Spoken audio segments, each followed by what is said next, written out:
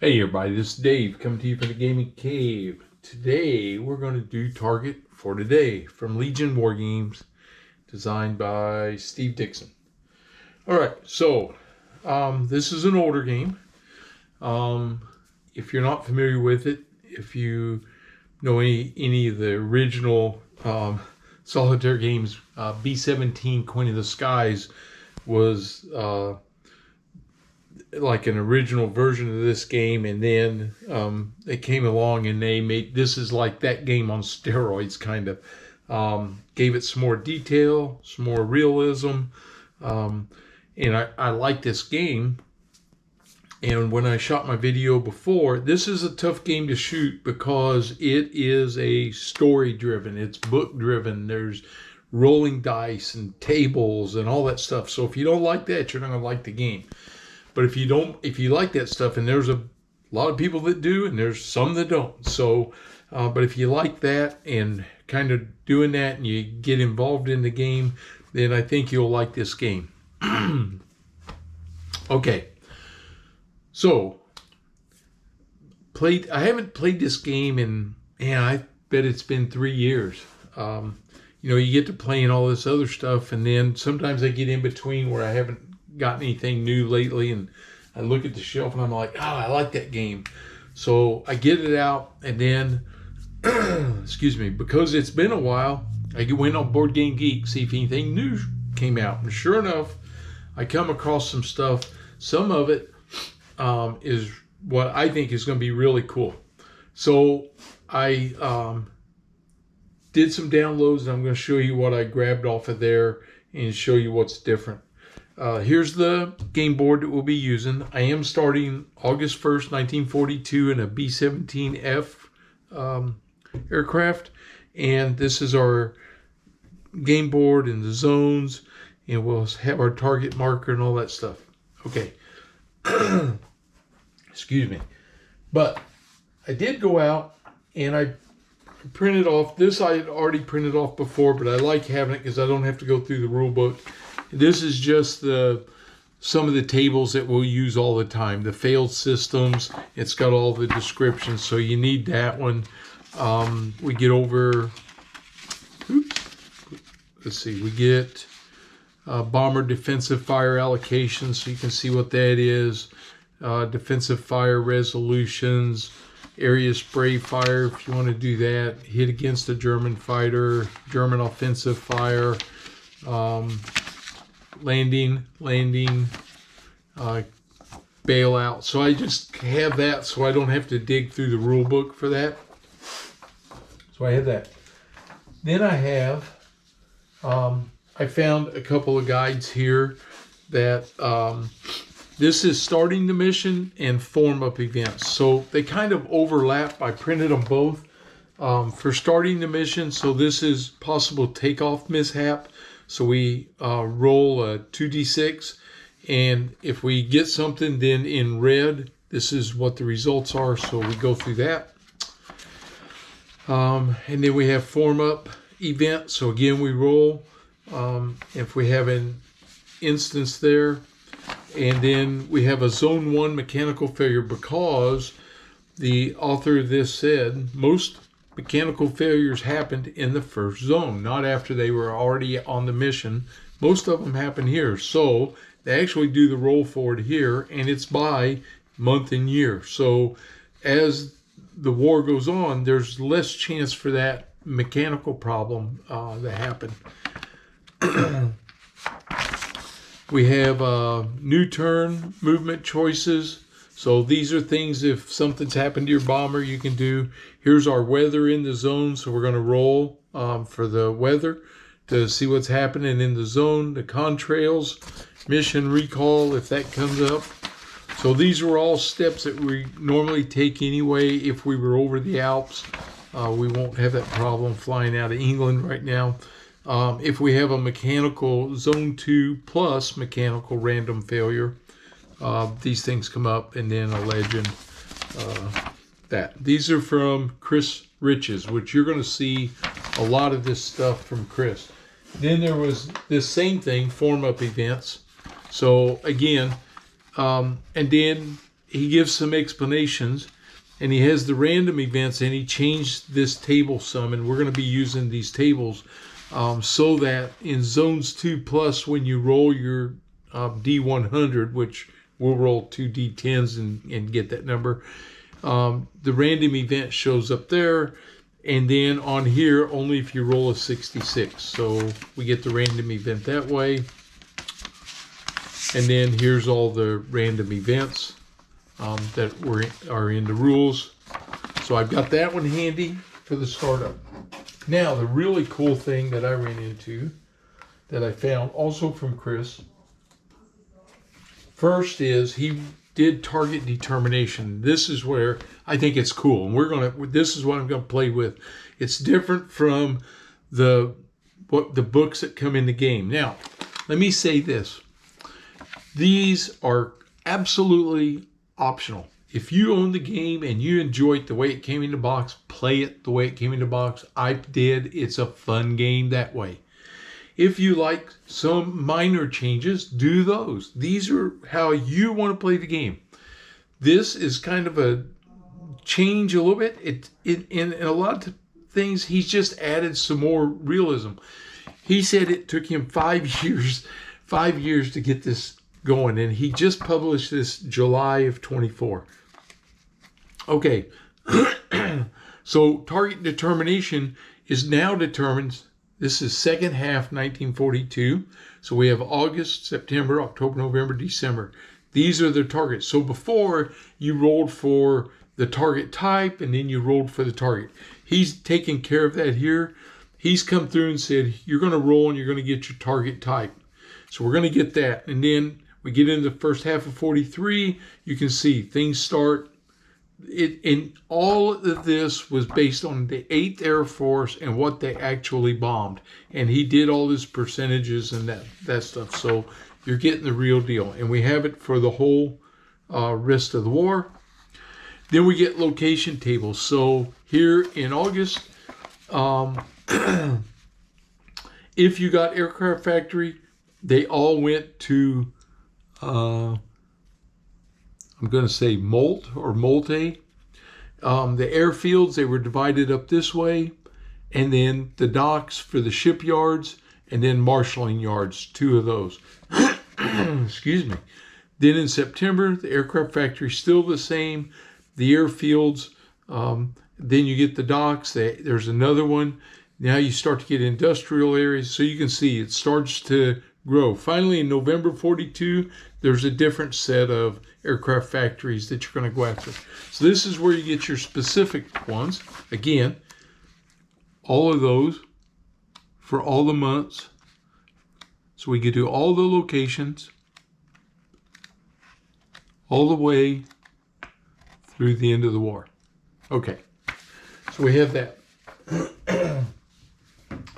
Then he did a complete Gazetteer or Gazette. I say Gazetteer, and I may be saying it wrong. So you come in here, and now he's got everything laid out for where you're going. And he did, again, he went through this painstakingly and made sure everything was on there and everything was correct with the routes that they took. And so we'll be using this instead of the one that came with the game. All right. The next thing I picked up was at the later in the game, when the game tables, if you have B-17 replacements, depending on the bomb group you're in, then you may go from B-17Es into a B-17F to a B-17E, again, B-17Fs. Okay, so we have that transitions to the B-17G. So that starts to happen in September of 43. So you roll and you get an upgrade, and then you get B-17F to B-17G upgrade again. So again, we have the ability for your upgrade. So I thought that was kind of neat. Okay, so we have those. I know this is a lot. We ain't even playing the game yet. These are area damage tables from Joe. Oh man, I want to say Strinsky. Let me see if his name's on here. It's not, but it's J-O, again on Board Game Geek. Here's what he did. He said, and I agreed with it, that he felt on the target for today, the hit tables, there was too much superficial damage, and there were some really weird hits that could happen. Like if you attacked from 6 o'clock level, you could hit the bombardier in the nose. It was weird stuff like that that he felt wasn't quite right. So he compared Queen of the Skies hit tables to target for today to Joe's hit table, and that's the one I'm using. And then he shows you here's what you had. So look, for Queen of the Skies, which that's the game I started on. I believe it was to me it was perfect, right? Dang close.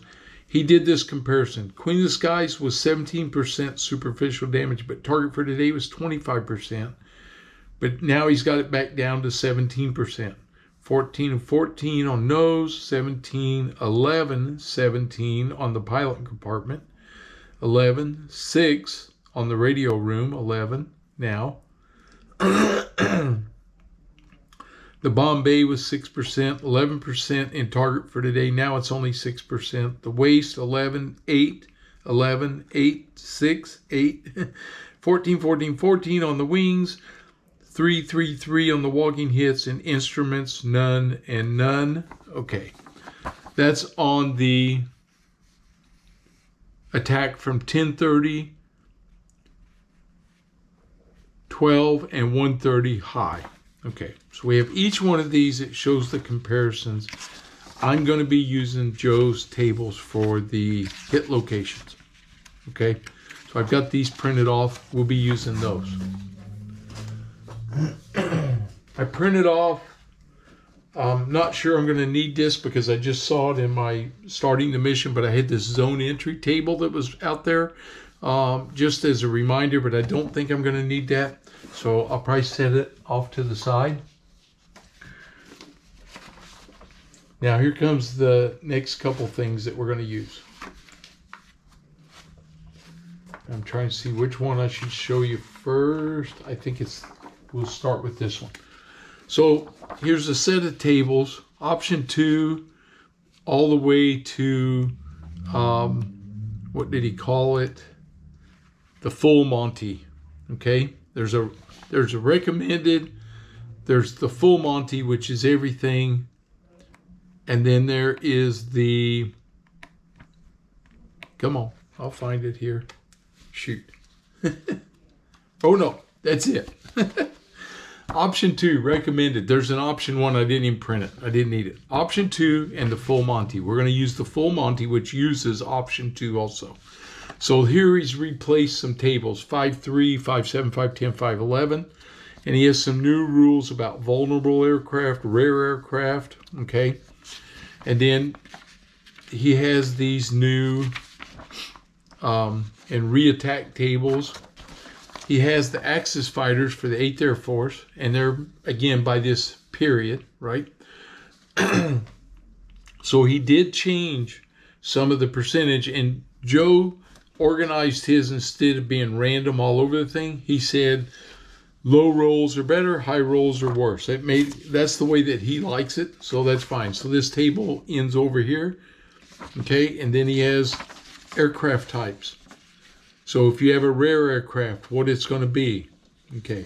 Aircrew quality, so you can roll for that stuff. There used to be some cards for this. He built it in this way. All right.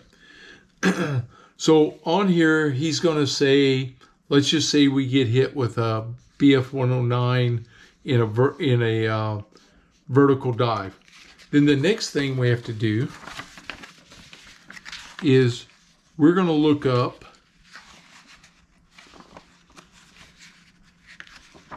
if I did this right.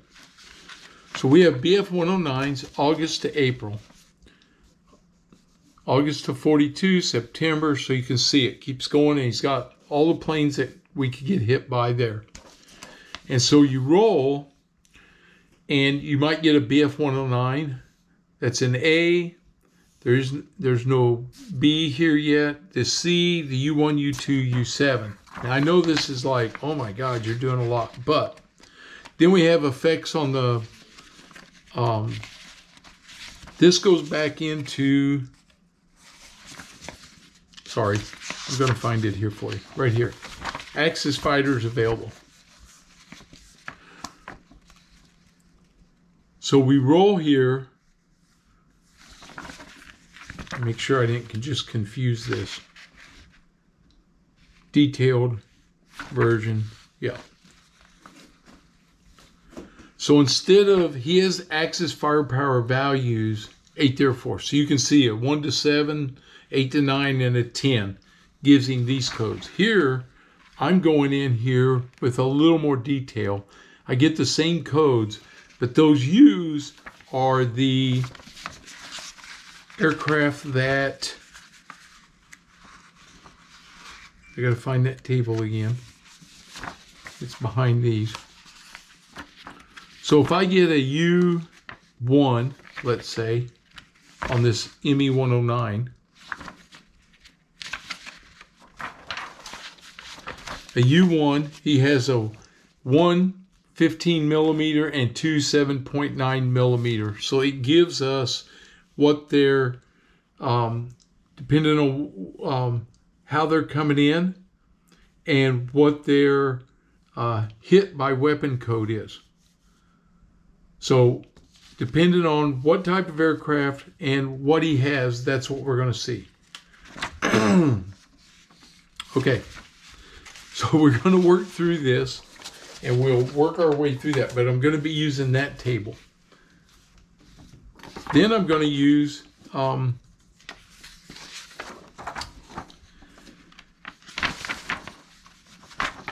this is for fighter escort. So how do we determine what the fighter escort's going to be? So again, we have the month. So August to February of 43, August 42 to February 43. So you can see they have in zones, this is what they can cover. And then there's some specific zones that are F5. This is for in France. If they're going to France, then they can actually get to zone 5. Otherwise, 5+, there is no fighter cover. So you would roll, let's say we would roll a 6. So our fighter cover is going to be fair all the way. Okay? So every zone, he gets fair until he gets out of zone 4 or 5, and then he has no fighter cover. So down here, let's take the one August of 43 to September 43. Let's say we roll a 7. So in zones 2 to 4, he's fair. In zone 5, he's fair. But in zone 6, he goes poor. And then after zone 6, he has no fighter cover. Okay? So what he's representing is the handoff of different types of fighters that are doing your fighter cover. And some fighters can't get that far out. So you start to drop off, or they don't have drop tanks and these kinds of things. So you can see as the years go, you get better fighter cover, of course, as we go. So we'll be using that to determine our fighter cover. Let's see, what was the last? Oh, over here. Table 5-1 is a new German fighter resistance level. So we roll on this. And this is going to reduce some of the number of fighter attacks against your aircraft also. What he's doing is he's balancing some of the things that we're doing with higher hits but less attacks. So he's got the waves. So we'll have our waves on there. Then we'll generate expected outcomes of what. He's got a bar graph and all that. And then over here, a simple change of 1, 3 on the waves. And this is what we get. Okay, 4 to 7, 8 to 10, 11 plus. Okay, so if we use this for our waves, it changes that. We'll be using this also. He also has revised table suggestions for German fighters driven off by fighter escort. So again, we'll be using this.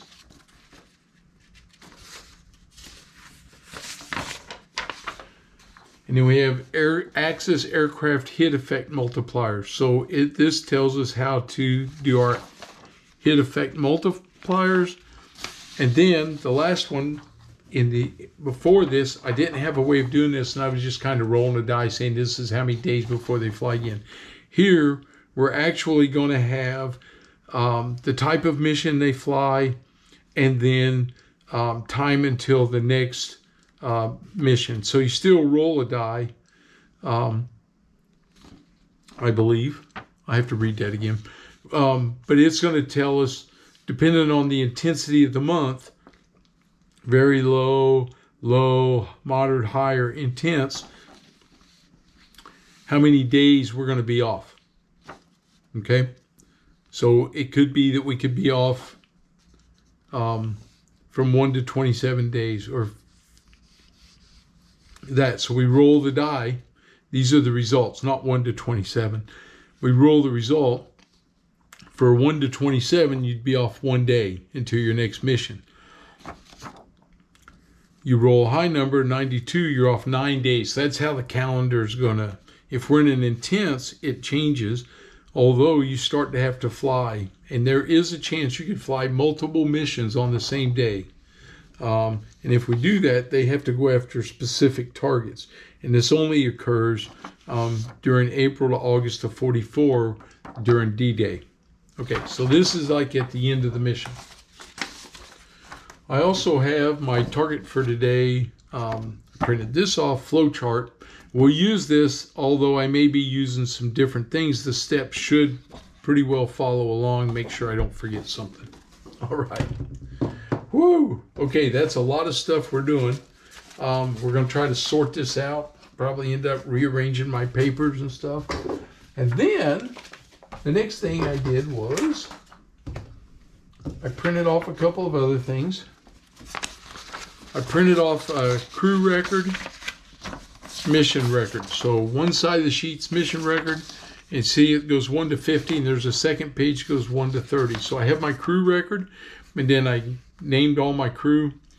So they're ready to go. I can put in their mission number and the date that they're going to fly. And then we'll see who can get to 25 missions. That's what we're trying to get to here. All right. Then there's a random generator for aircraft names and stuff for the 8th Air Force and the 15th Air Force. So I rolled and I got Puddin's Pride. So that's and this is my mission record. So I can record anything that goes there for my mission. So I keep track of that. Then I printed off this B-17F mission log sheet. These are new. The old ones were black and white. This one has a nice color depiction of everything, so I'm going to use it to keep track of the damage and the ammo and everything else that we expend. I did not print it two-sided, and they have it for each of the types of aircraft. So that's what we'll be using here for the game. And then last but not least is the zone modifier. So you got to have a way to keep track of that. So there's different things, but I printed this one off. I'm going to give it a try. It's two-sided, but I know for this first mission, probably won't go past zone 5. This has 1, 2, 3, 4, 5 zones on it. It's got your die roll modifier location. So when I'll get it out of the Gazetteer, and then we'll have the weather when we roll for that. The fighter escort level, we'll have all that. We can mark it on here for all the zones coming in and back. Fighters that get removed, all that stuff. Okay, so we have it. We're ready to set up. I've got the base game. I got my pilots listed. What I really need to do now is start rolling for my first target, see where that's going to go. So when we look at the target for today, you have pre-mission. So we created the bomber. We determined our campaign, which is campaign 1. We have now we're ready for our target selection, formation position, and all that good stuff. And I may still have to use the Gazetteer and stuff for some of that. But our first step here is going to be our target selection. So we need to know what our target's going to be. And I have my dice tower way over here. I might move it over after a while, but right now I'm just going to leave it there. So the first thing we're going to do is we're going to roll 2 dice. The blue die is going to be the 10 digit, and the white die, of course, the single digit. And we're going for our target type here in August, and we get a 6 and a 1. So 61. So 61, we're going to docks. So the target type is going to be docks. Let me see. Let's get past my crew record. Let's see. This is going to be August 1st of 42. And we'll go to our mission record, and our target type is docks. And then our target, now we have to find out what the target's going to be. So August of 42, there's 2 sets of docks. So we're going to roll, and we get 64. And 64 sends us to the shipyards in Rotterdam. Okay, so we're going to Rotterdam.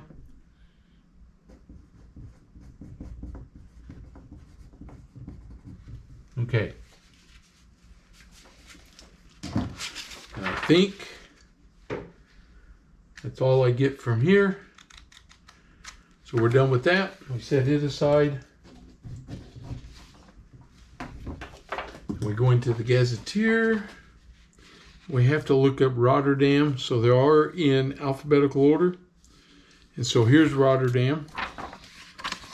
This is nice because it is, and this starts with Zone 2. Zone 1's over our air base in England. So Rotterdam is going to be a -2 modifier over water, and then they get water and Normandy. Okay, so that's where we'll be going. So I'll put that on. So it's only 3 zones. We'll get that written, but that's Rotterdam. All right, so the other thing I am going to have to look up is going to be, I may have to get that out. Let's see, what's it tell me over here on this?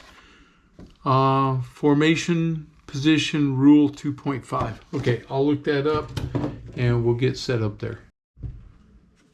Okay, so this is an optional rule because we're in the early bomber formations before General LeMay takes over and changes to the Javelin type formations.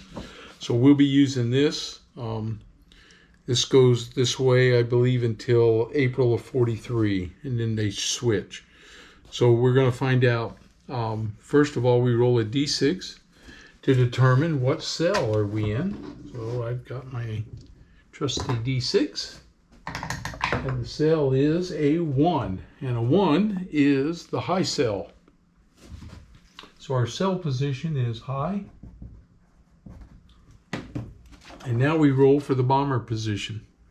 We roll 2d6 for this one. And we get a 9. Okay. We are bomber number 6.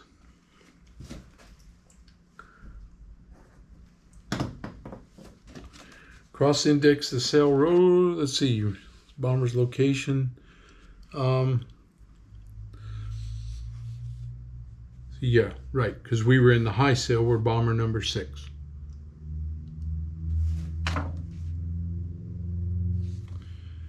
All right, so what does that mean? Bombers are numbered 1 through 18, 1 to 9 the high, 10 to 18 the low. If you are the cell leader for the cell rolled in bomber 1 or 14, so bomber 1 or bomber 14, the high cell leader, bomber 1, is also the bomb group mission lead. Okay, roll again for the bomber position on table 10.2.2. All right. This early formation is what the Abbeville kids in JG-26 faced when they attacked the bombers in late 42 and early 43. Okay, so we have a couple of additional rules that we'll have to apply. All right, so being I'm in bomber number 6 and I'm in the middle of the group here. Okay. All right, so let me get my Gazetteer done, fill this out, and then I think we'll be ready to start taking a shot at this. Okay, the next thing we're going to determine is our fighter cover. So again, here we roll a D10. So let's roll the white one, and let's see what we get. Our fighter cover is a 1, and a 1 is good. So in this mission, we have good fighter cover all the way. So I get fighter cover, escort level is good, good, and good. Okay, so all right, so what I did was came in the Gazetteer. We did zone 2, zone 3, zone 4, so they're -2, -1, and then a 0 modifier. Our fighter escort level is good, good, and good. So when we start the mission, we'll start rolling for the weather. If we have any formation issues, take off. And then here you get contrails, yes or no, and all those things. I've got this marked, campaign number 1, campaign mission number 1, bomber mission 1, Puddin's Pride. We're going to Rotterdam. It's the docks in Rotterdam, and then we are in the high formation, and we're plane number 6. We're not the lead or tail end Charlie. Okay, so we're all set there. We're all set here. So I spent a lot of time going through all this stuff. I think what we should do is break the video here, then we'll come back. So this will be a setup and information video, and then we'll come back, and then we'll fly, and we'll get, this is such a short mission, probably these first few are going to be this way. This will give us a chance to fly some quick missions. We'll see what happens. Hopefully these early milk runs I don't get in too much trouble. I got some good fighter cover. We can work through some of the other tables, and I think we'll kind of start to get a flow on the game again. All right, so I think that's where I'm going to leave this right now. So I'll title the video correctly so everybody knows this is a introduction and setup with new optional rules for the game from Board Game Geek. All right, hopefully you're liking what you see. I know we spent a lot of time, and I showed you a lot of different things, but I think once we start playing here and you see how they work, then you'll get comfortable with them like I think I'm going to, and hopefully it's going to add some enjoyment to the game. That's what I'm really hoping for. All right, guys, so I look forward to getting my first mission off the ground here. We'll see what happens. Let's see. I can't put my primary target is in zone 4, so I'll put him on the board down here. Going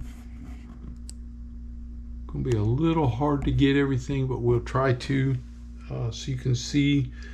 And then, like I said, we'll see where we go. Okay, that's it for today. If you're new to the channel, please subscribe. If you like the video, give me a thumbs up, like, and click the button for the liking the video. I appreciate it. It helps my channel. And as always, leave me those comments, suggestions, things you do different. And if you see me do something wrong, then I of course will try to correct it. But this is, I think we're ready to get started here. Okay, it's going to be it. I'll see you guys on the next video. Have a good one.